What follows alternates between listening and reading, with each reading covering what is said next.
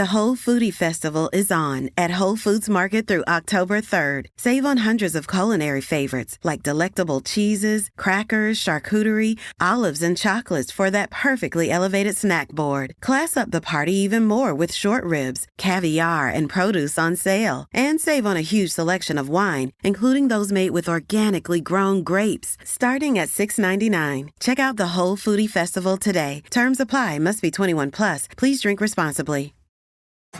This episode is brought to you by Paycor, the HR and payroll software made for leaders. It's never been harder to recruit, hire, and engage workers. That's why HR leaders and frontline managers depend on Paycor for all things people management, from onboarding and performance reviews to compensation and benefits. Learn more at paycor.com/leaders.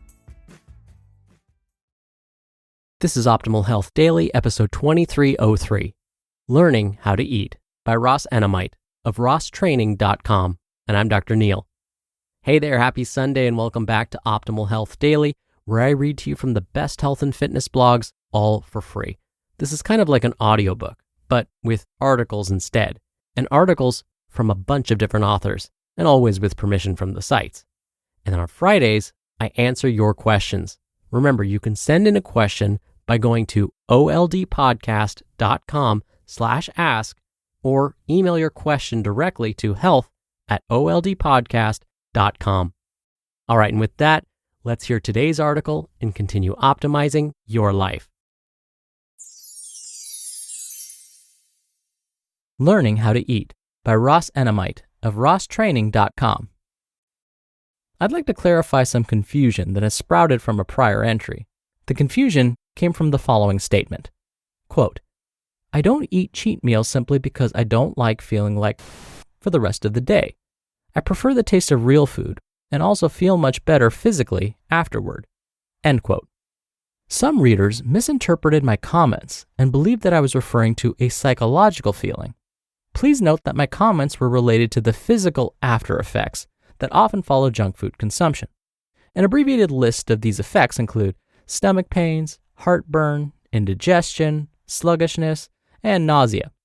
I can't count how many times I've seen someone shovel junk food down their mouth only to complain for hours afterward about how bad they now feel physically. In my opinion, no food is worth this kind of misery.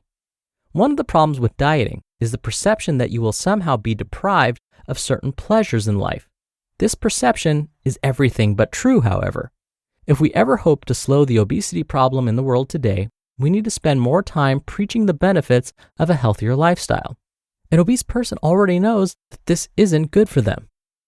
Healthy foods taste better. I'm in no way deprived.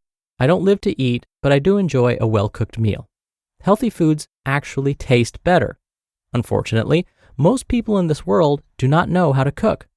In response to my last blog entry, Scott Custis from The Modern Forager said the following, quote, Junk tends to be either overpoweringly sweet or overpoweringly salty. Real food is earthy, minty, sweet, sour, savory, peppery, and spicy. I can make 10 different meals from ground beef, onions, and something green just by altering what spices I use. End quote. Those who struggle with their weight may be uninformed if they're constantly told that they're missing out. They need to realize that we aren't all crazy. Life is good, and we are not missing out on anything. You can't expect to conquer a weight problem if you live the rest of your life in a perceived state of deprivation. I don't live my life waiting for the next cheat meal to come along. I eat tasty foods every day of the week. We all make choices based on personal preferences. You buy the shoes that you like. You buy the pants that you like. There is always a selection that you must wade through before coming to a purchase decision. The same idea holds true for food. You choose what foods to buy. And while some of the decision-making process may be based on weekly sales or availability, much of the decision is based on what you want. What do you want to eat and why? Unfortunately, the answers to this question rarely make sense. For example, who said that cereal is a breakfast food? Did our ancestors wake up and eat a bowl of Cocoa Puffs? Who came along and appointed cereal as the preferred breakfast food? Perhaps a large commercial enterprise made the decision for us. The food industry is in business to make money. Much of the world's eating habits come from these powerful companies. As I quoted before, quote, "We first make our habits, then our habits make us." John Dryden. Unfortunately, someone else has made many of our habits for us. The habit maker has priorities that do not involve your health and well-being. Many modern habits are polar opposites to what the body actually needs. To overcome a problem with weight, you need to make new habits. These habits will not deprive you of anything. On the contrary, your quality of life will improve. Overeating bad food isn't a reward. Perhaps someone else told you that it is, but when you consider the pros and cons, it simply doesn't make sense. No one needs to overeat to enjoy life. Once you change your shopping habits, this will become more and more clear to you. Life's greatest rewards do not include shoveling food down your mouth to the point of discomfort. When I wake up early in the morning, it is common to see deer in my backyard. There are woods behind my house. The deer eat various grasses, weeds, herbs, etc. The woods are loaded with greens. A deer could eat all day if he wanted to do so. But guess what? I've never seen an obese deer stroll through my yard. And surprisingly, there aren't deer-appointed nutritionists or personal trainers. The deer simply eat the way they were intended to eat. Most humans in today's world do not.